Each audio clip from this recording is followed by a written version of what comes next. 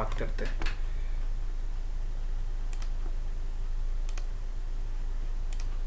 आज कौन सी डेट हो गई है?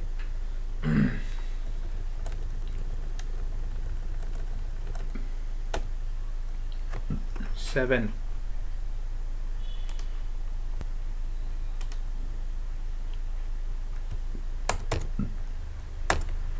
7/1/21। खुशी सिंह, प्रेजेंट सर। पूजा पटेल, प्रेजेंट सर। मैत्री पटेल, विनीत, मैत्री शाह, सर। विश्वा, प्रियांशी, प्रेजेंट सर। खुशी कटारिया,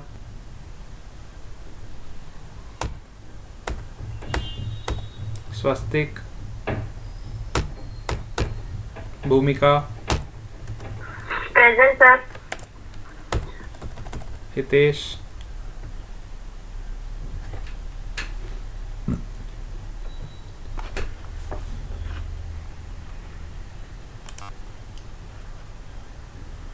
चलो और किसी का अटेंडेंस रह गया? डन।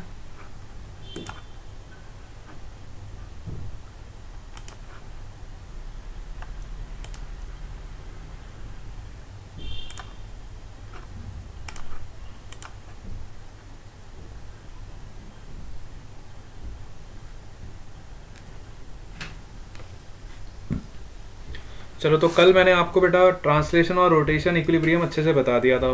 क्या आप लोगों को सबको समझ आ गया था? यस।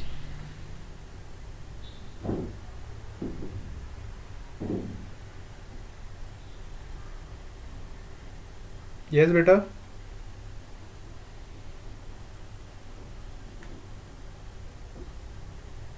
मेरी आवाज़ लगता है आप लोगों को आ नहीं रही है।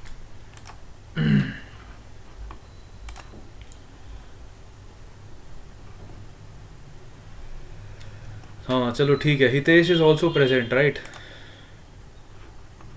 इसके अलावा कोई? गामित, भूमिका, हितेश, ओके ठीक है। तो आज हम पढ़ेंगे सेंटर ऑफ ग्रेविटी। तो सेंटर ऑफ ग्रेविटी क्या होता है, सबसे पहले तो इसको समझेंगे।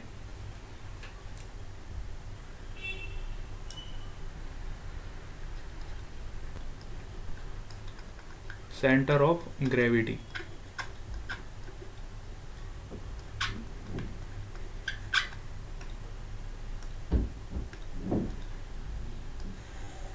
अब जैसे कि सपोज करो हमारे पास कोई बॉडी है, इस तरह की रैंडम बॉडी है, ठीक है।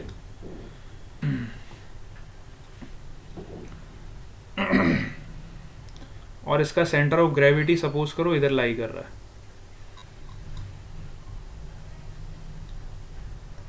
सेंटर ऑफ ग्रेविटी वो पॉइंट कहलाता है जिस पॉइंट के अबाउट आपके दोनों साइड के मासेस का जो mg है वो बैलेंस हो जाता है।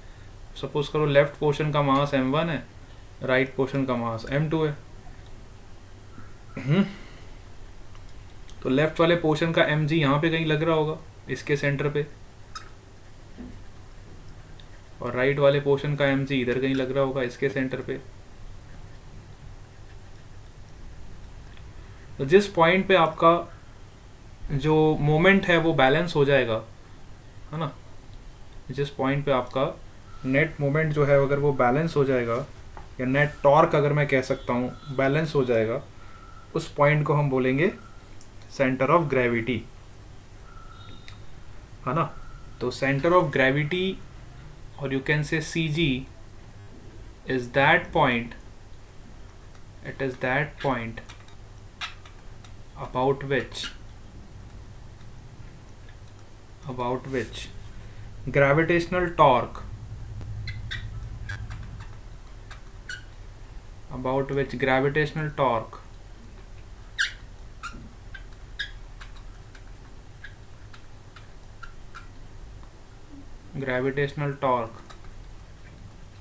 on a body is zero.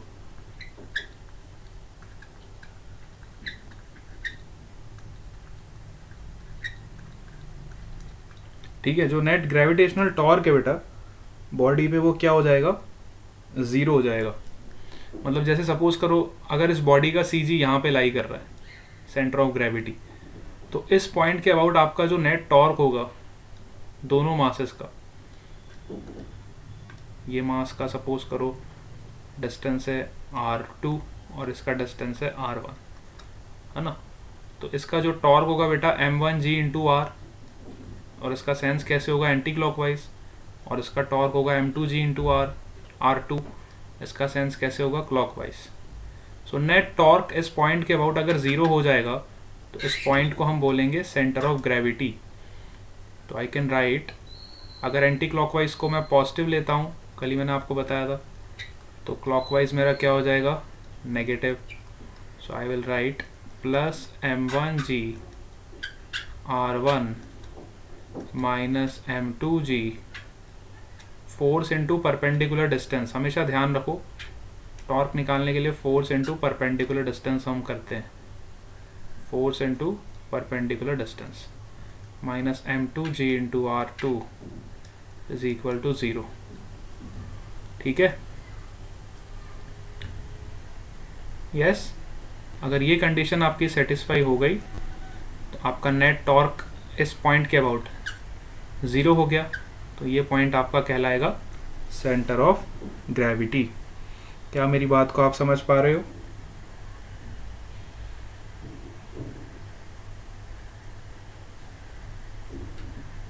यहां से आपने एक चीज और देखी, देखो G से G तो कैंसिल हो जाएगा, तो बचेगा क्या, m1 r1 minus m2 r2 which is equal to 0।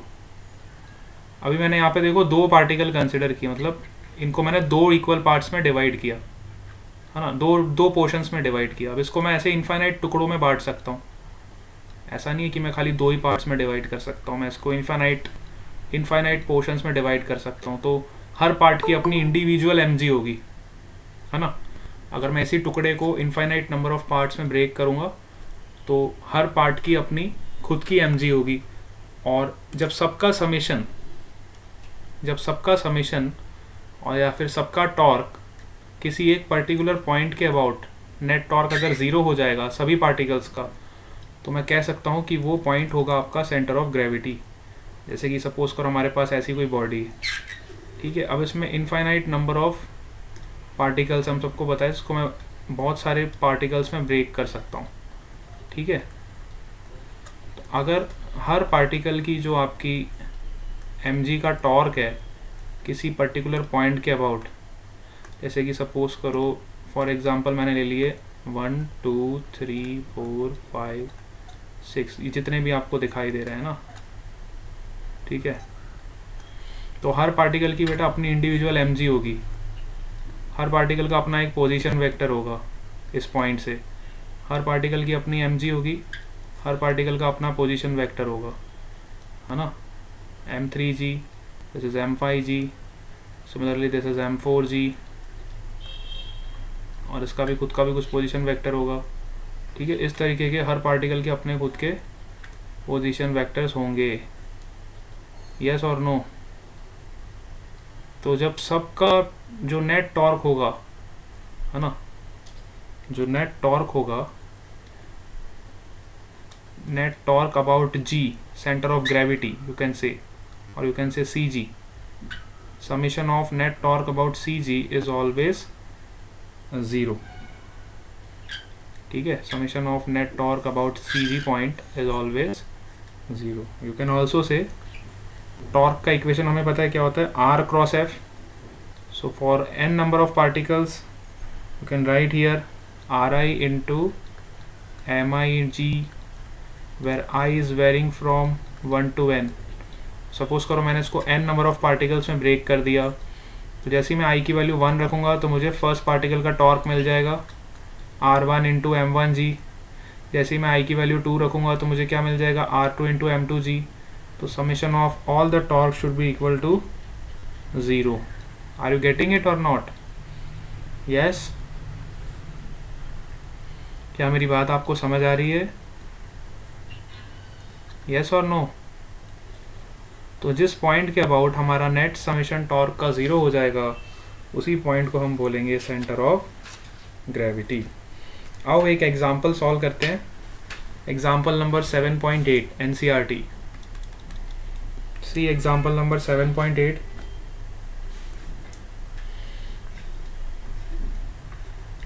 Example number 7.8 NCERT.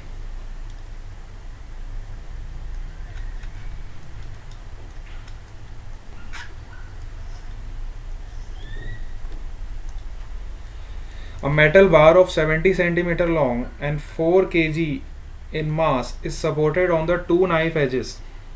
एक हमारे पास मेटेलिक बार है इस तरह का, which is supported on two knife edges. ठीक है, इस तरह के एजेस है, यहाँ पे हमने इसको सपोर्ट किया हुआ, ये हमारे टू नाइफ एजेस। ठीक है, a metal bar is 70 centimetre long, इसकी लेंथ कितनी है 70 सेंटीमीटर। ठीक है, एंड इसका मास कितना है 4 kg। इसका मास दे रखा है हमें 4 kg के बराबर। is supported on the two knife edges which are placed 10 centimeter apart from each end, है ना। तो हर एंड से इसको हमने 10 सेंटीमीटर की दूरी पे रखा हुआ है। पहले एंड से 10 सेंटीमीटर और दूसरे एंड से भी कितना दूर रखा है 10 centimetre, right. 10 centimetre from each end and a 6 kg load is suspended at the 30 centimeter from one end। ठीक है, तो एक एंड से 30 सेंटीमीटर पे हमने एक लोड को सस्पेंड किया, 6 kg का लोड है, मतलब यहाँ से 30 सेंटीमीटर के डिस्टेंस पे सपोज करो 30 सेंटीमीटर के डिस्टेंस पे आपने एक वेट लगा दिया या एक मास लगा दिया। इसका मास कितना है 6 kg। 6 kg का मास हमने यहाँ पे हैंग कर दिया। ठीक है, find the reactions at the knife edge, assume the bar to be uniform and cross section is homogeneous. तो हमें फाइंड करना है कि इसके जो नाइफ एज हैं यहाँ पे रिएक्शंस की वैल्यू क्या होगी। यहाँ पे एक रिएक्शन लगेगी क्योंकि यहाँ पे देखो पॉइंट ऑफ कांटेक्ट हो रहा है, तो एक नॉर्मल रिएक्शन आपकी यहाँ पे लगेगी और एक नॉर्मल रिएक्शन आपकी यहाँ पे लगेगी। तो हमें R1 और R2 का वैल्यू फाइंड करना है। We have to calculate the value of R1 and R2, right. सबको क्वेश्चन समझ आ गया?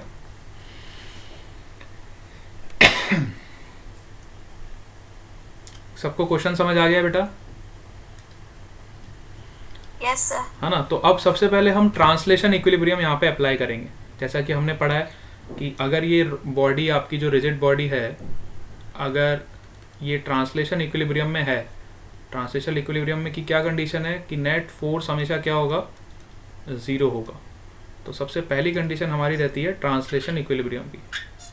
पहले हम नेट फोर्स इस बॉडी पे 0 प्रूव करेंगे। Net force should be equal to 0। तो नेट फोर्स कितना लग रहा है, देखो कौन कौन से फोर्सेस लग रहे हैं यहाँ पे, पहले आप वो देखोगे। एक तो इस रॉड का खुद का भी कुछ मास है 4 kg, और इस रॉड की जो mg लगेगी बेटा, ये रॉड का जो मास है 4 kg, इसकी mg एग्जैक्ट सेंटर पे लगेगी। और रॉड का सेंटर कहाँ लाई करेगा, क्योंकि रॉड पूरी 70 सेंटीमीटर की है, तो इसका सेंटर लाई करेगा 35 सेंटीमीटर पे, क्योंकि होमोजीनियस है, क्रॉस सेक्शन एरिया में कोई चेंज नहीं हो रहा है। तो रॉड का सेंटर कहाँ पे लाई करेगा 35 सेंटीमीटर पे लाई करेगा। बात समझ आ रही है आपको? रॉड का सेंटर कहाँ लाई करेगा 35 सेंटीमीटर पे लाई करेगा। ठीक है, तो यहाँ से 35 सेंटीमीटर आप देख लोगे, पूरे रॉड का लेंथ आपका 70 सेंटीमीटर है, तो 35 सेंटीमीटर कहाँ पे लाई करेगा। देखो 10 सेंटीमीटर यहाँ से निकाल दो, 10 यहाँ से निकाल दो, तो 70 में से 20 गए तो 50 बचे। तो 50 बचे तो 25 सेंटीमीटर, मतलब इस एंड से 25 सेंटीमीटर पे लाई करेगा। तो 25 सेंटीमीटर यहाँ पे कहीं आएगा। 30 सेंटीमीटर थोड़ा आगे निकल गए हम। 30 सेंटीमीटर आपका यहाँ पे कहीं आएगा और 25 सेंटीमीटर यहाँ एग्जैक्ट सेंटर पे आएगा। डायग्राम में थोड़ा चेंज कर देता हूँ ताकि आपको अच्छे समझ आए। 30 सेंटीमीटर थोड़ा बड़ा होता है ना बेटा, 30 सेंटीमीटर का मतलब है कि वो आपका ये वाला पॉइंट यहाँ पे कहीं लाई करेगा। ध्यान से देखना अब इसको, 30 सेंटीमीटर का मतलब है इतना डिस्टेंस हो गया, और 25 सेंटीमीटर का मतलब है ये डिस्टेंस आपका सेंटर पे आ गया, राइट। तो हम डिस्टेंस के हिसाब से इसको ड्रॉ कर लेते हैं डायग्राम को, ताकि हमें कोई भी कंफ्यूजन क्रिएट ना हो, ठीक है। तो रॉड का सेंटर बेटा एग्जैक्ट मिड पॉइंट पे लाई करेगा, और यहाँ पे रॉड की mg लगेगी। रॉड की mg कितनी है? 4 × g, ठीक है। और यहाँ पे हमने ये जो वेट लगाया है 30 सेंटीमीटर पे, इसकी mg कितनी लगेगी? 6g के बराबर, क्योंकि हमने 6 kg का मास यहाँ पे लटकाया, ठीक है। 30 सेंटीमीटर पे हमने 6 kg का मास हैंग किया है, और रॉड का जो मास है उसकी mg लगेगी exact at the mid point of the rod which is lying at a distance of 25 centimetre from this and. देखो 25 + 10 35, और 35 इधर है और 35 इधर है, तो ये एग्जैक्ट सेंटर हो गया। यहाँ पे आपकी रॉड की mg लगेगी, ठीक है। तो अगर हमारी बॉडी ट्रांसलेशन इक्विलिब्रियम में है, ठीक है, बात समझ आ रही है आपको? अगर हमारी बॉडी जो है बेटा, अगर ये बॉडी ट्रांसलेशन इक्विलिब्रियम में है, तो हम कह सकते हैं कि नेट फोर्स इस बॉडी पे जो लग रहे हैं वो 0 के बराबर होंगे। तो नेट फोर्स कौन कौन से लग रहे हैं देखो, R1 फोर्स ऊपर की तरफ लग रहा है तो आई will right +R1, 4G force नीचे की तरफ लग रहा है तो आई will right -4G, 6G force नीचे की तरफ लग रहा है I will write -6G, R2 force ऊपर की तरफ लग रहा है I will write +R2, which should be equal to 0। Yes और नो? यस और नो? Yes sir. तो देखो यहाँ पे बेटा R1 + R2 का वैल्यू किसके बराबर हो गया? दोनों रिएक्शंस का वैल्यू किसके बराबर हो गया? R1 + R2 which is equal to 10G। ये आपको फर्स्ट इक्वेशन मिल गया। First equation we got from translation equilibrium. अब सेकंड इक्वेशन हमें कहाँ से मिलेगा? रोटेशनल इक्विलिब्रियम से। हमेशा ध्यान रखो, क्योंकि हमारे पास 2 वेरिएबल्स है तो वी रिक्वायर 2 इक्वेशन। तो पहली इक्वेशन हमें हमेशा कहाँ से मिलेगी? ट्रांसलेशन इक्विलिब्रियम से, और दूसरी इक्वेशन कहाँ से मिलेगी? रोटेशनल इक्विलिब्रियम से। तो रोटेशनल इक्विलिब्रियम को अप्लाई करने के लिए हम क्या करेंगे? रोटेशनल इक्विलिब्रियम को अप्लाई करने के लिए क्या प्रूफ करेंगे बताओ? किसको 0 करेंगे? Torque. Yes, net torque is equal to 0। तो अब नेट टॉर्क निकालना पड़ेगा हमें। तो किस पॉइंट के अबाउट पहले टॉर्क निकालेंगे? पहले तो हमें ये सोचना है, ठीक है। तो सेंटर ऑफ ग्रेविटी के अबाउट हम टॉर्क निकालेंगे, क्योंकि सेंटर ऑफ ग्रेविटी के अबाउट हमें बैलेंस करना है, ठीक है। कि अभी मैंने आपको पढ़ाया ना, सेंटर ऑफ ग्रेविटी वो पॉइंट होता है जिसके अबाउट आपका नेट टॉर्क हमेशा क्या हो जाता है? 0 हो जाता है ना। सेंटर ऑफ ग्रेविटी कहाँ पे लाई कर रहा है इसका? देखो सेंटर ऑफ ग्रेविटी आपका इसका रोड का यहाँ पे लाई कर रहा है ना, exact at the mid point. ये सेंटर ऑफ ग्रेविटी है इसका। तो इस पॉइंट पे हम टॉर्क निकालेंगे, है ना। तो पहले कौन से फोर्स की वजह से निकालेंगे? R1 की वजह से निकालेंगे। तो R1 × 25, इसका रोटेशन कैसा होगा? क्लॉकवाइज। तो क्लॉकवाइज को नेगेटिव मानो, एंटी क्लॉकवाइज को पॉजिटिव मानो। आप कोई भी साइन कन्वेंशन यूज़ कर सकते हो, जनरली मैं ये वाला साइन कन्वेंशन यूज़ करता हूँ। Anti clockwise positive, clockwise negative. तो पहले R1 का टॉर्क निकालेंगे। देखो R1 force into perpendicular distance, so R1 × 25 minus, वो भी माइनस साइन के साथ, because it is in clockwise direction. So sign convention का पूरा ध्यान रखेंगे। सो विल राइट हियर, पहले हम R1 का टॉर्क लिखेंगे, तो -R1 × 25। नेक्स्ट कौन सा फोर्स लग रहा है? देखो नेक्स्ट कौन सा फोर्स लग रहा है आपका? R1 के बाद आ जाओ, next force is your 4G। क्या इसका कोई टॉर्क होगा ये वाले फोर्स का इस पॉइंट के अबाउट?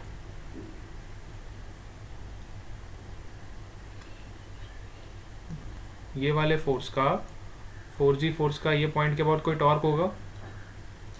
यस और नो? जल्दी बताओ।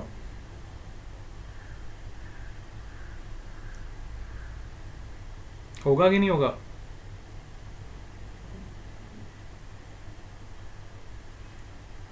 नहीं होगा ना बेटा। देखो ये फोर्स का कोई परपेंडिकुलर डिस्टेंस ही नहीं है।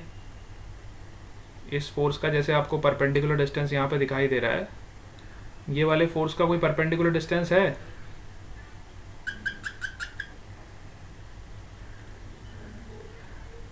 No sir. नहीं है ना। तो ये फोर्स का कोई टॉर्क होगा? नहीं होगा, जीरो होगा क्योंकि इस फोर्स का कोई परपेंडिकुलर डिस्टेंस है ही नहीं ना ये पॉइंट से। अच्छा ये वाले फोर्स का टॉर्क होगा? 6g फोर्स का, 6g फोर्स का टॉर्क होगा? इसका होगा क्योंकि इसका परपेंडिकुलर डिस्टेंस है। ये डिस्टेंस कितना होगा बताओ? ये पूरा 30 है, यहाँ से लेके यहाँ तक 30 है, यहाँ से लेके यहाँ तक 25 है, तो ये कितना हो गया बीच का डिस्टेंस? 5 सेंटीमीटर है ना। तो इसका टॉर्क कितना हो जाएगा? 6g इंटू 5, और इसका सेंस कैसा आएगा? Again clockwise. देखो 6g इंटू 5 जब आप मल्टीप्लाई करोगे तो ये टॉर्क कैसे लगेगा? क्लॉकवाइज घुमाना चाहेगा ना इसको, क्लॉकवाइज रोटेट कराना चाहेगा, और क्लॉकवाइज को हम क्या लेते हैं? नेगेटिव। तो we will write -6g into 5। Yes.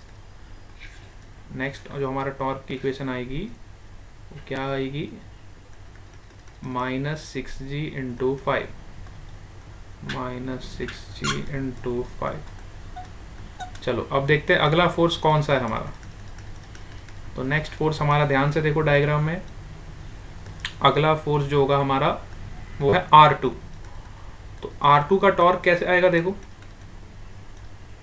R2 का टॉर्क क्या होगा? Force into perpendicular distance. Perpendicular distance कितना है यहाँ से बताओ? ये डिस्टेंस कितना होगा? G से लेके यहाँ तक का डिस्टेंस 25 सेंटीमीटर, 25, क्योंकि 10 ये हो गया तो 25 प्लस 10 35, और 35 प्लस 35 70 पूरा हो जाएगा। तो ये डिस्टेंस आपका कितना हो जाएगा? 25 सेंटीमीटर। तो इसका टॉर्क कितना हो जाएगा? R2 इंटू 25, और इसका रोटेशन कैसे होगा? Anti clockwise. तो एंटी क्लॉकवाइज को क्या लेंगे हम? Positive. So will write here R2 into 25 plus with sign convention plus R2 into 25। तो ये हमने सभी फोर्सेस का टॉर्क निकाल दिया। Plus R2 into 25 is equal to 0। ठीक है। अब यहाँ से देखो क्या कैंसिल हो रहा है।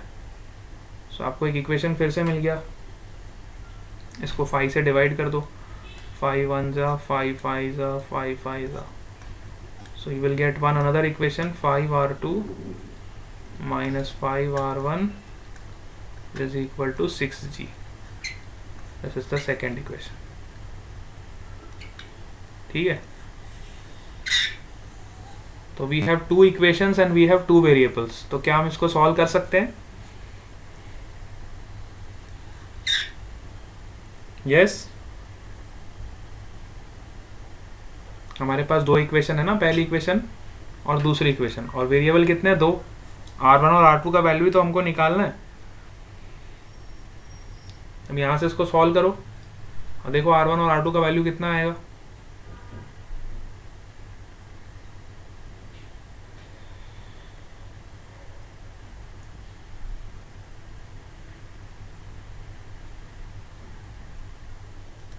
ठीक है, बात समझ आ रही है आपको? यस और नो?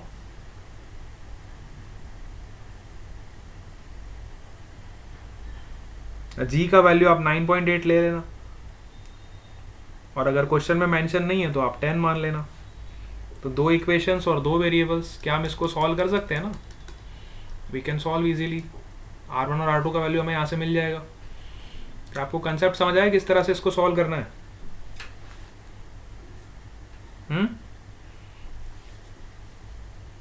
देखो पहली कंडीशन हमेशा हमको कहाँ से मिलेगी? ट्रांसलेशन इक्विलिब्रियम से, और दूसरी कंडीशन कहाँ से मिलेगी? रोटेशनल इक्विलिब्रियम से। अगर आपका ऑब्जेक्ट टोटल इक्विलिब्रियम में है तो दो कंडीशंस आपको यूज़ करनी है जैसा कि हम पढ़ चुके हैं, और वही चीज़ हमने यहाँ न्यूमेरिकल में भी अप्लाई करी। ठीक है, पहली कंडीशन ट्रांसलेशन इक्विलिब्रियम, और दूसरी कंडीशन कहाँ से मिली? रोटेशनल इक्विलिब्रियम से। यस और नो?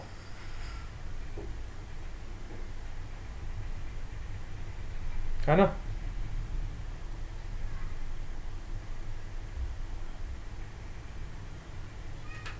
चलो, मेरे ख्याल से आपको मेरी बात समझ आ गई है। अब हम आगे चलते, देखो एग्जाम्पल नंबर 7.9 एनसीईआरटी एग्जाम्पल 7.9, ये भी काफ़ी बढ़िया एग्जाम्पल है, इसको भी हम समझेंगे। इसमें देखो हमें क्या दिया हुआ है, एक 3 मीटर लंबी रॉड दी हुई है, लेडर दी हुई है। ठीक है, जब कोई चोर किसी के घर में चोरी करने जाता है तो वो इतनी लंबी लेडर लगा देता है। ठीक है, अब ये लेडर की लेंथ आपको 3 मीटर लंबाई दे रखी है।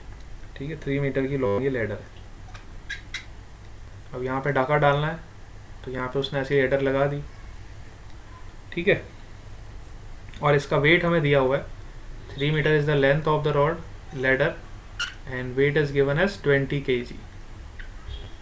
इस लेडर का खुद का भी कुछ वेट होगा ना, तो वेट हमें दे रखा है 20 kg on a frictionless wall. Wall frictionless है and it's feet rest on a floor of 1 metre. ठीक है, तो फीट यहाँ पे है 1 मीटर पे, ये जो दूरी आपको दे रखी है फीट की 1 मीटर है, और वॉल जो है बेटा फ्रिक्शनलेस है। Then find the reaction forces of the wall and the floor. ठीक है, तो हमें रिएक्शन फोर्सेज निकालने वॉल पे और फ्लोर पे, राइट? यस और नो? अब रिएक्शन फोर्स देखो कहाँ कहाँ पे लगेंगे, फ्री बॉडी डायग्राम हमें आना चाहिए। एक रिएक्शन इसका यहाँ पे लगेगा क्योंकि यहाँ पे कांटेक्ट हो रहा है, दूसरा कांटेक्ट यहाँ पे हो रहा है, तो यहाँ पे भी रिएक्शन लगेगी, है ना? यस? Yes sir. है ना? तो यहाँ पे जो रिएक्शन लगेगी वो हमें पता है, नॉर्मल रिएक्शन हमेशा सरफेस के परपेंडिकुलर लगती है। तो यहाँ पे जो रिएक्शन लगेगी इसको मान लेते हैं R1, और यहाँ पे जो रिएक्शन लगेगी इसको मान लेते हैं R2। अच्छा, इस लैडर का वेट कहाँ लगेगा? इसके सेंटर पे। इस लैडर का वेट कहाँ लगेगा? इसके सेंटर पे। इसके सेंटर पे इसकी mg लगेगी। mg की वैल्यू कितनी है? 20g, right? तो पहले सारे फोर्सेस आप ड्रॉ कर लो, कौन कौन से फोर्सेस इस पे लग रहे हैं। फ्रिक्शनलेस फ्लोर दिया हुआ है, फ्रिक्शनलेस वॉल भी दिया हुआ है। ठीक है, फ्रिक्शन हमें कोई भी नहीं दिया हुआ। ठीक है, अच्छा वॉल फ्रिक्शनलेस है लेकिन फ्लोर फ्रिक्शन वाला है ना? फ्लोर का कुछ उन्होंने बोला नहीं है क्वेश्चन में, तो फ्लोर पे फ्रिक्शन फोर्स लगेगा। आपका खाली वॉल वाला सरफेस है वो स्मूथ है, यहाँ पे आपका कोई फ्रिक्शन नहीं लगेगा, लेकिन जो फ्लोर है ये आपका रफ है। तो रफ है तो आपकी लैडर की टेंडेंसी इस तरफ फिसलने की होगी, तो इस पर फ्रिक्शन फोर्स इधर लगेगा। लैडर आपके पीछे की तरफ फिसलना चाहेगी ना, क्योंकि ये सरफेस स्मूथ है, तो ये लैडर ऊपर से नीचे आना चाहेगी। ये नीचे स्लाइड होगी तो ये पीछे स्लाइड होगी, ये पीछे स्लाइड होगी तो इस पर फ्रिक्शन आगे लगेगा। बात समझ आ रही?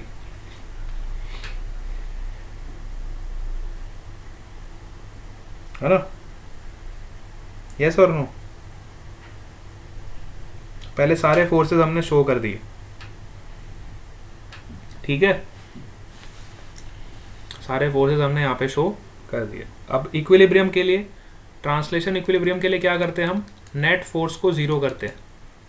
अब वापस सेम कंडीशन हमें यहाँ पे अप्लाई करनी है। For translation equilibrium you have to write this, net force is equal to zero. बार बार मैं नहीं लिखूंगा ट्रांसलेशन इक्विलिब्रियम। अब हमें पता चल गया है, अब हम स्मार्ट हो गए, हमें पता चल गया है कि सबसे पहले हम किसको ज़ीरो करेंगे? नेट फोर्स को ज़ीरो करेंगे। तो नेट फोर्स देखो, अब नेट फोर्स यहाँ पे दो डायरेक्शन में, एक तो हॉरिजॉन्टल और एक वर्टिकल। तो पहले वर्टिकल डायरेक्शन के फोर्सेस देख लेते हैं, है ना? तो वर्टिकल डायरेक्शन में कौन सा फोर्स लग रहा है? देखो, एक तो R1 लग रहा है ऊपर की तरफ, तो इसको पॉजिटिव मान लो। mg लग रहा है नीचे की तरफ, इसको नेगेटिव मान लो। तो वर्टिकल डायरेक्शन में कौन कौन से फोर्स हो गए? Plus R1 minus 20g is equal to 0। अब आ जाओ हॉरिजॉन्टल डायरेक्शन में। हॉरिजॉन्टल डायरेक्शन में कौन कौन से फोर्स लग रहे हैं, R2 लग रहा है और फ्रिक्शन फोर्स लग रहा है। तो राइट साइड को पॉजिटिव मानोगे तो लेफ्ट साइड क्या हो जाएगा, negative. So will write plus F minus R2 which is equal to 0। क्या मेरी बात को समझ आ पा रहे हो आप? ये हमने ट्रांसलेशन इक्विलिब्रियम की कंडीशन लगाई पहले। यस और नो?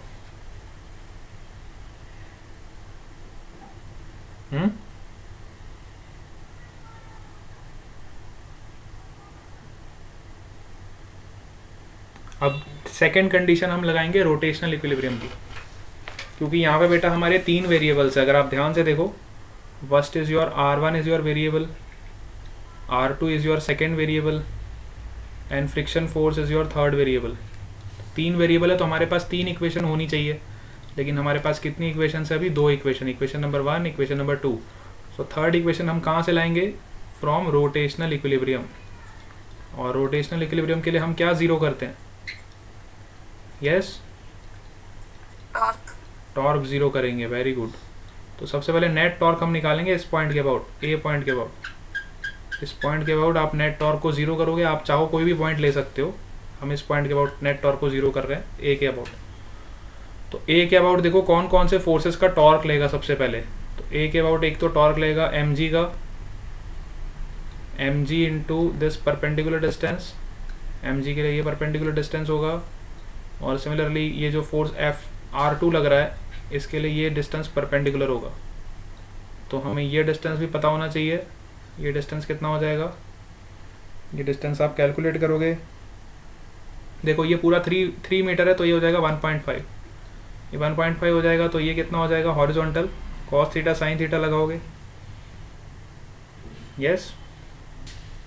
अच्छा पहले ये हाइट निकाल लो, हाइट तो निकाल सकते हो ये वाली, 3 स्क्वायर माइनस 1 स्क्वायर, 9 माइनस 8, तो हाइट आपको मिल जाएगी 2√2। पाइथागोरस थ्योरम से ये हाइट निकाल लोगे पहले, 2√2 मीटर। क्योंकि हमें इसका टॉर्क निकालना है तो इसका force R2 into perpendicular distance is this. इस पॉइंट के बाद टॉर्क निकाल रहे हैं ना, R2 का टॉर्क कैसे निकालोगे, फोर्स इंटू परपेंडिकुलर डिस्टेंस। और mg का टॉर्क कैसे निकालोगे, 20g into this perpendicular distance. ठीक है, यस यस और नो, यस सर। है ना। तो अब ये डिस्टेंस कैसे निकालेंगे बताओ, ये वाला जो डिस्टेंस हमें निकालना है, mg का जो टॉर्क लेना है, ये कैसे आएगा। यहाँ से हमें थीटा पता चल जाएगा, थीटा का जो वैल्यू यहाँ से हमें पता चल जाएगा, यहाँ से थीटा पता चल जाएगा तो फिर हमें ये डिस्टेंस पता चल जाएगा। थीटा की वैल्यू के बाद ही आपको ये डिस्टेंस पता चलेगा। ठीक है, क्लियर है। तो ये डिस्टेंस आप निकालोगे और फिर हम रोटेशनल इक्विलिब्रियम की कंडीशन लगाएंगे। रोटेशनल इक्विलिब्रियम की कंडीशन क्या होती है बताओ, net torque is equal to 0। अब मैं वो कंडीशन लगाने जा रहा हूँ, देखो कैसे लगाओगे। Net torque about point A is equal to 0। तो सबसे पहले निकालोगे mg का टॉर्क, जो लिखोगे mg, लैडर का mg लगेगा फोर्स इनटू उसका परपेंडिकुलर डिस्टेंस। अच्छा, उसका टॉर्क किस तरह से लगेगा, क्लॉकवाइज। तो क्लॉकवाइज टॉर्क को हम नेगेटिव मान लेते हैं। और दूसरा किसका टॉर्क लग रहा है, हाँ रिएक्शन फोर्स जो आपकी लग रही है R2 reaction, R2 into perpendicular distance कितना है, 2√2 मीटर। अब ये लग रहा है एंटी क्लॉकवाइज, एंटी क्लॉकवाइज को हमने क्या मान लिया, पॉजिटिव। और दोनों का सम हो जाएगा 0 के बराबर। यहाँ से हमें R2 का वैल्यू पता चल जाएगा। जैसे हमें R2 का वैल्यू यहाँ से पता चलेगा तो हम ऊपर वाली इक्वेशन में सब्स्टिट्यूट करेंगे। R2 का वैल्यू आप यहाँ पे सब्स्टिट्यूट करो तो आपको फ्रिक्शन फोर्स यहाँ से पता चल जाएगा। R2 का वैल्यू आप जैसे ही इसमें पुट करोगे, यहाँ से हमें फ्रिक्शन फोर्स पता चलेगा। और हम सबको पता है फ्रिक्शन क्या होता है, म्यू इंटू नॉर्मल रिएक्शन। यहाँ से आप चाहो तो नॉर्मल रिएक्शन भी निकाल सकते हो अगर आपको म्यू पता है सरफेस का। ठीक है, और R1 तो हमें यहाँ से पता चल ही गया था, R1 is equal to 20G। R1 का वैल्यू तो हम ऑलरेडी यहाँ से निकाल चुके हैं। क्या बात समझ आई आपको किस तरह से प्रॉब्लम सॉल्व करना है? यस ये दोनों एग्जाम्पल्स बहुत अच्छे हैं और आपकी कॉपी में दोनों एग्जाम्पल्स होने चाहिए। एग्जाम्पल नंबर 7.8 एंड 7.9, इसमें आपके सारे कंसेप्ट कवर हो गए हैं। मतलब रोटेशनल इक्विलिब्रियम का भी कंसेप्ट कवर हो गया और ट्रांसलेशन इक्विलिब्रियम का भी कंसेप्ट इसमें कवर हो गया है। ठीक है, तो ये दोनों चीज़ें आपको आनी चाहिए, rotation as well as translation. Clear हो गया सबको?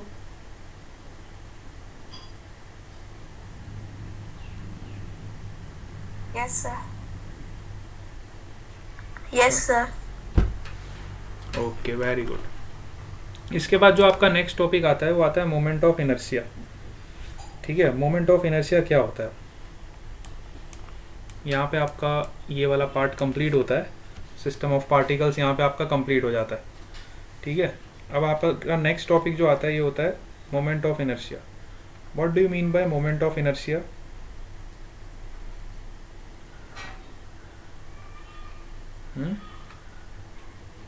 मोमेंट ऑफ इनर्शिया से आप क्या समझते हो?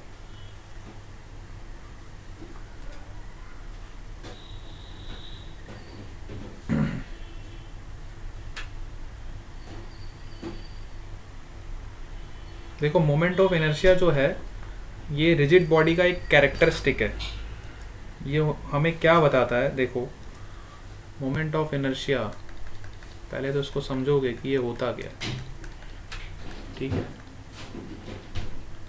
Moment of inertia it is the characteristic of a rigid body.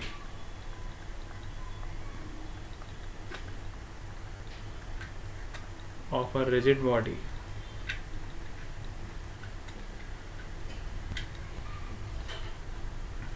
which is defined like this: I is equal to summation of mi into ri square, where I is equal to 1 to n।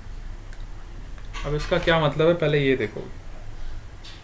Moment of inertia जो है it is the sum of moment of moment. ठीक है, summation of all the moments of moment. मैंने आपको एक मास moment लेना बताया था। मास मोमेंट किसको बोलते हैं? एम आर को। M R is the mass moment. जब आप इसका भी मोमेंट लोगे, मास मोमेंट का मोमेंट लोगे, तो ये हो जाएगा moment of inertia. It is the moment of mass moment, है ना। जैसे मोमेंट निकालने के लिए हम क्या करते हैं? फोर्स का मोमेंट निकालना है तो आर क्रॉस एफ करते हैं, या फिर इसी को हम टॉर्क बोलते हैं अगर आपको याद हो तो, है ना। आर से मल्टीप्लाई करते हैं। तो ये जो आर से मल्टीप्लाई किया है ये हमने मास मोमेंट का मोमेंट निकाला। तो moment of inertia is defined as the moment of mass moment. ठीक है, अब हम क्यों पता है कि हमारी जो रिजिड बॉडी होती है उसमें इनफाइनाइट नंबर ऑफ पार्टिकल्स होते हैं, तो इसलिए हमने यहाँ पे देखो n number of particle suppose करो ले लिए, है ना। बहुत सारे पार्टिकल्स होते हैं और जब हम सब पार्टिकल का मोमेंट ऑफ इनर्शिया का सम करते हैं तो हमें टोटल मोमेंट ऑफ इनर्शिया मिल जाता है उस रिजिड बॉडी का। बहुत सारे पार्टिकल्स का मोमेंट ऑफ इनर्शिया जब आप ऐड करोगे आपको टोटल पूरी रिजिड बॉडी का मोमेंट ऑफ इनर्शिया पता चल जाएगा। ठीक है, तो ये कैरेक्टरिस्टिक है रिजिड बॉडी का जो हम इस तरीके से डिफाइन करते हैं। क्या मेरी बात आपको समझ आई?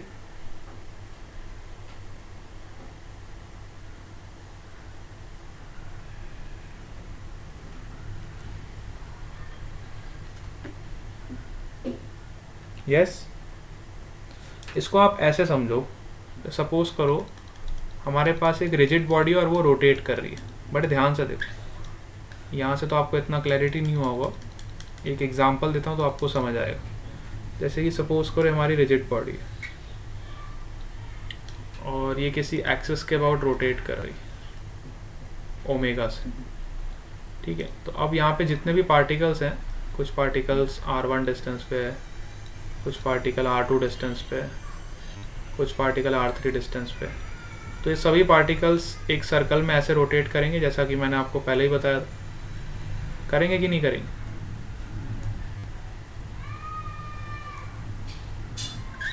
ये सारे पार्टिकल्स अपने अपने जगह पे इस तरह का एक सर्कुलर ट्रैक फॉर्म करेंगे जब रोटेशन होगा इस बॉडी का।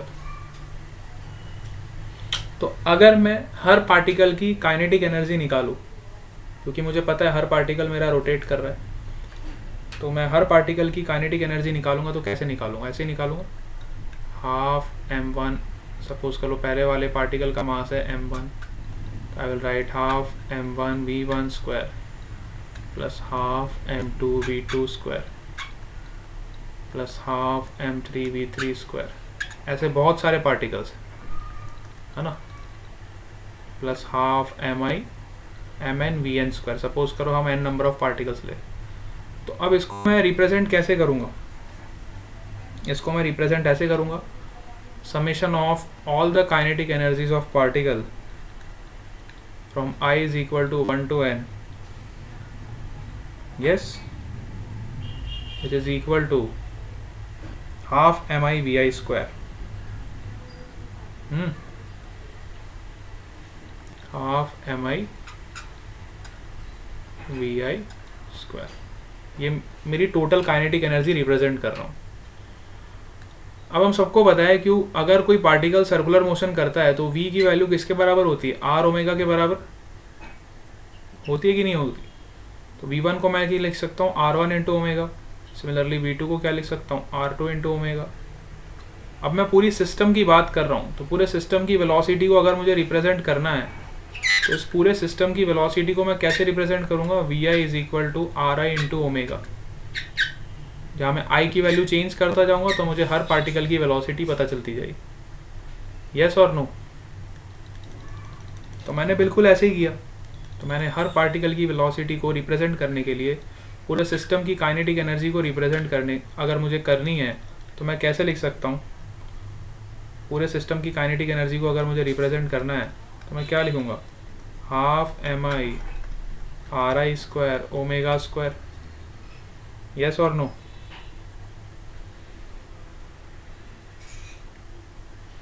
अब यहाँ पे बड़े ध्यान से अगर आप देखो, और इनका समेशन कहाँ से कहाँ तक लगाएंगे? i is equal to 1 to n। अगर बड़े ध्यान से देखो तो ओमेगा तो कांस्टेंट है, हाफ भी कांस्टेंट है, तो ये समेशन के बाहर आ जाएगा। तो कांस्टेंट पैरामीटर है वो समेशन के बाहर आ जाएगा। तो टोटल काइनेटिक एनर्जी इस सिस्टम की क्या हो जाएगी? mi R I square from i is equal to 1 to n। इसी को हम बोलते हैं मोमेंट ऑफ इनर्शिया। जब हम किसी भी सिस्टम की काइनेटिक एनर्जी निकालते हैं तो moment of inertia is one of the characteristic of that system. Moment of inertia is one of the characteristic of the system. Yes और नो? Getting it? तो वो एक कैरेक्टरिस्टिक है, सिस्टम की कैरेक्टरिस्टिक को रिप्रेजेंट कर रहा है। मोमेंट ऑफ इनर्शिया हम इससे लिखते हैं half of M I square into R I square, summation of M I into R I square. क्या मेरी बात आप समझ पा रहे हो या मैं ऐसे ही बोल रहा हूँ?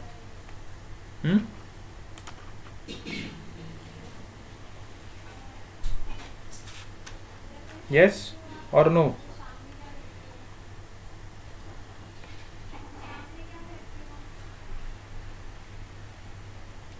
बेटा आपको समझ आया ये? Yes sir. है ना?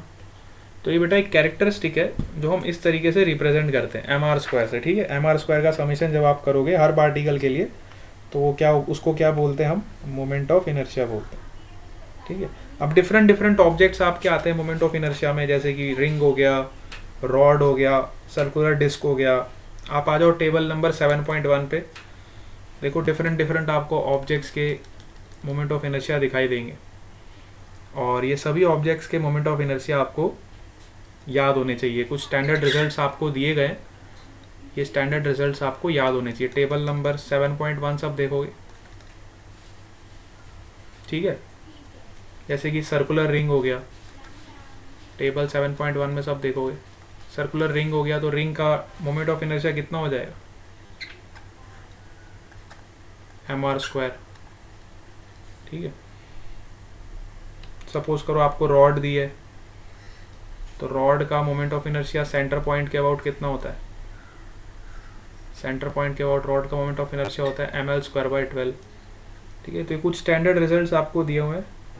अब जैसे डिस्क दी हुई है, तो डिस्क का मोमेंट ऑफ इनर्शिया कितना होता है सेंटर एक्सिस के अबाउट mr²/2। ये स्टैंडर्ड रिजल्ट्स आपको पता होना चाहिए।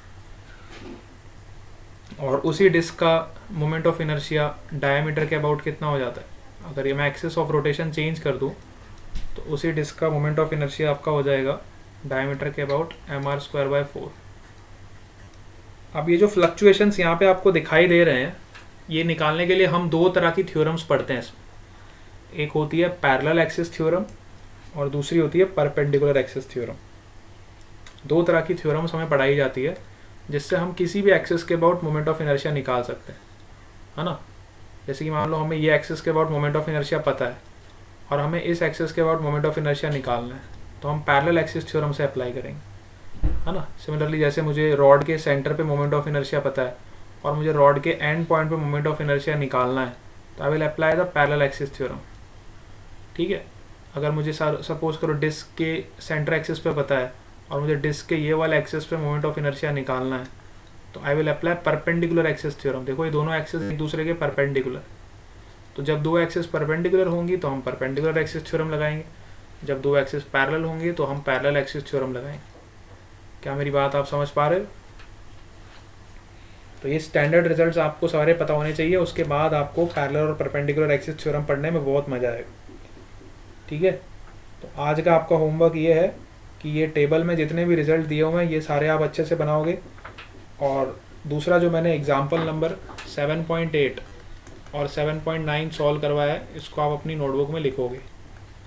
यस और नो? Yes sir. ठीक है, तो ये टेबल 7.1 तक सबका काम हो जाना चाहिए। तो मैं कल आपको ये दोनों थ्योरम्स पढ़ा दूंगा और फिर हम काइनेमेटिक्स थोड़ी सी डिस्कस कर लेंगे और इस चैप्टर को ऑलमोस्ट कंप्लीट होने को आया है, कल नहीं तो परसों तक ये कंप्लीट हो जाएगा। ठीक है, तो ये टेबल तक का आप काम कंप्लीट करके रखेंगे। All of you got this?